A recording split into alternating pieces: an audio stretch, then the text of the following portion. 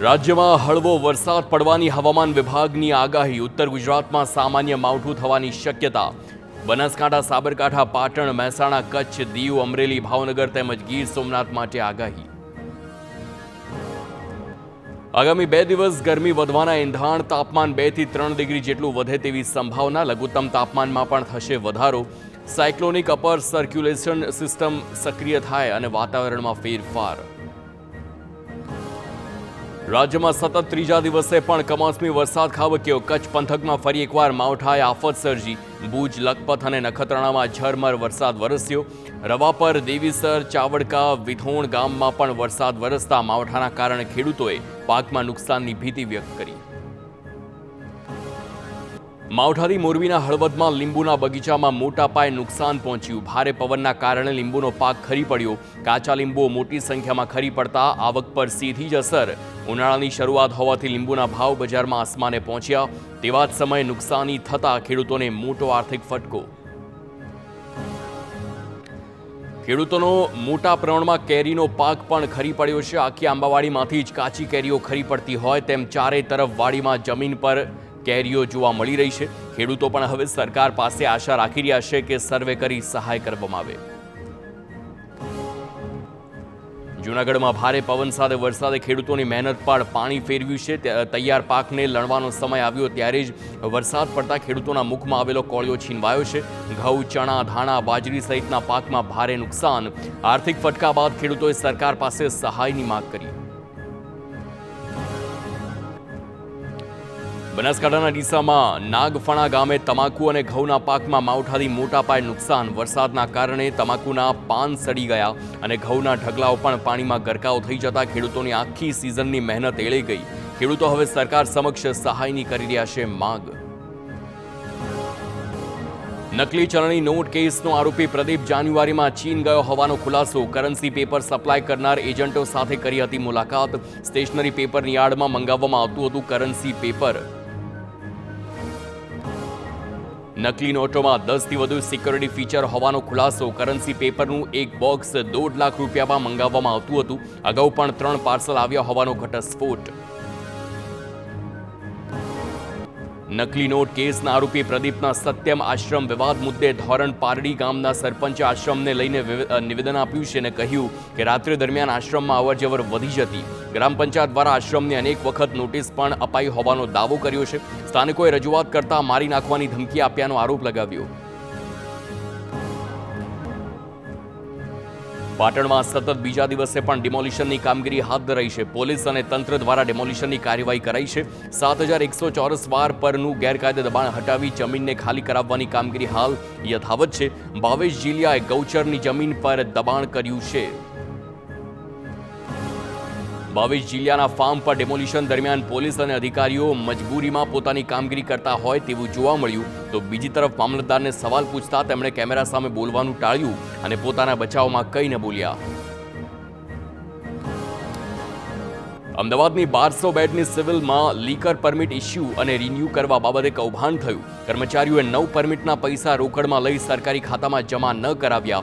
ગેરરીતિની જાણ થતાં સિવિલના 3 કર્મચારીઓ સામે ફરિયાદ નોંધાઈ છે. સમગ્ર મામલે સિવિલની 5 સભ્યોની કમિટી પણ બનાવાઈ છે. પ્રફુલ પાનસેરિયાએ પણ 4 કર્મચારીઓને તાત્કાલિક સસ્પેન્ડ કર્યા.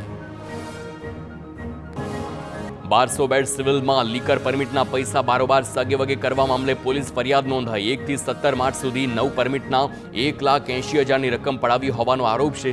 તેમાં કેશિયર સહિત 3 કર્મચારીઓ સામે ફરિયાદ નોંધાઈ છે. પોલીસ દ્વારા પણ કેસમાં વધુ તપાસ હાથ ધરાઈ. ગુજરાતમાં લાગુ થનાર સમાન નાગરિક સંહિતા સામે અમદાવાદમાં વિરોધ. ઈદની નમાજ પછી અમદાવાદ શહેરની જમા મસ્જિદ બહાર વિરોધ કરવામાં આવ્યો. AIMIMના હોદ્દેદારો દ્વારા પ્લે કાર્ડ બતાવી વિરોધ પ્રદર્શન કરાતા પોલીસે તાત્કાલિક AIMIMના કાર્યકરોની અટકાયત કરી.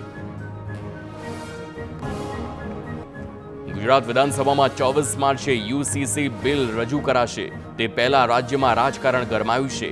જમાતે ઇસ્લામી હિન્દે યુસીસીનો વિરોધ કર્યો, કહ્યું કે મુસ્લિમ સમાજ આ કાયદાનો સખત વિરોધ કરે છે.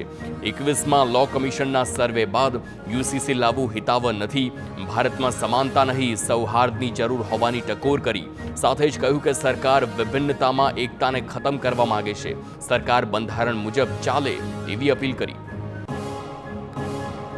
યુસીસી મુદ્દે મુસ્લિમ સમાજના વિરોધ પર મહામંડલેશ્વર અખિલેશ્વર દાસજીએ પ્રતિક્રિયા આપી. કહ્યું, દેશમાં રહો છો તો સમાન કાયદા સાથે રહેવું પડશે. એક દેશ એક કાયદો તો તકલીફ શાના માટે છે? વધુમાં કહ્યું કે જે અય્યાશ લોકો છે, 4 પત્નીઓ રાખે છે, તેને તકલીફ છે. જે ખાનદાની મુસ્લિમ સમાજના લોકો છે એમને કોઈ તકલીફ ન હોવાનું જણાવ્યું.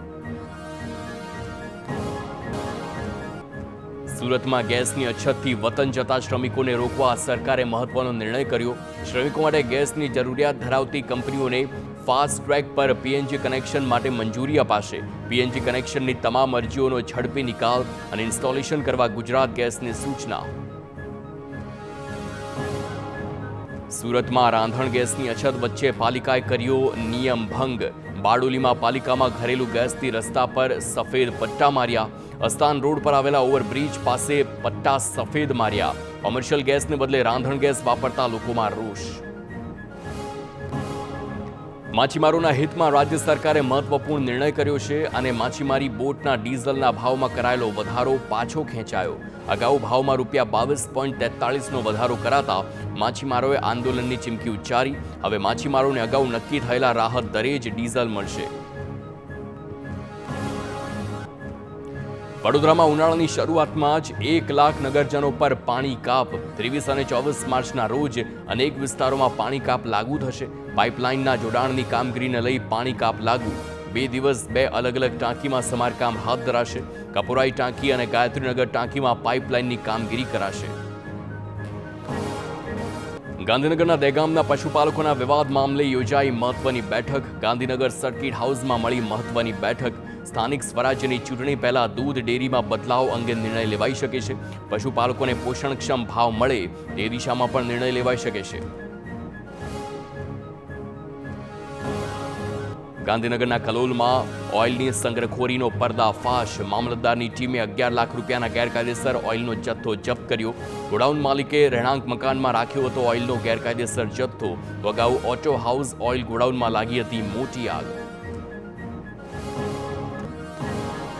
નાયબ મુખ્યપ્રધાન હર્ષ સંઘવીની ગુનેગારોને ચેતવણી. લોકોને હેરાન કરનારા ગુનેગારોની ખેર નથી. ગુનેગારોનો કોઈ ધર્મ નથી હોતો. એક પણ ગુનેગારને છોડવામાં નહીં આવે. ટપોરી હેરાન કરશે તો પોલીસ હનુમાન બનીને આવશે. ટ્રાફિક જવાનોને ગરમીમાં રાહત મળે તે માટે વડોદરા પોલીસ કમિશનરે વિશેષ પહેલ કરી. પોલીસ કમિશનરે ટ્રાફિક જવાનોને એસી હેલ્મેટ સહિત અત્યાધુનિક સુવિધાઓથી સજ્જ કીટ સોંપી છે. બેટરીથી સંચાલિત એસી હેલ્મેટથી ગરમીમાં જવાનોને રાહત મળશે. સ્વાસ્થ્ય અને કાર્યક્ષમતા જળવાઈ રહે તે માટે આધુનિક કીટ અને એસી હેલ્મેટનું વિતરણ. રાજકોટના વિંછિયામાં બોગસ ડોક્ટરનો પર્દાફાશ. ગોરૈયા ગામ નજીક ભાડેથી મકાન રાખીને તે દવાખાનું ચલાવતો હતો. ડિગ્રી વગર ક્લિનિક ચલાવી લોકોના સ્વાસ્થ્ય સાથે ચેડા કરતા એસઓજી પોલીસે દરોડા પાડીને આરોપીની ધરપકડ કરી. સાથે જ એલોપેથિક દવાઓ, સિરીઝ, નીડલ સહિતનો મુદ્દામાલ જપ્ત કરવામાં આવ્યો.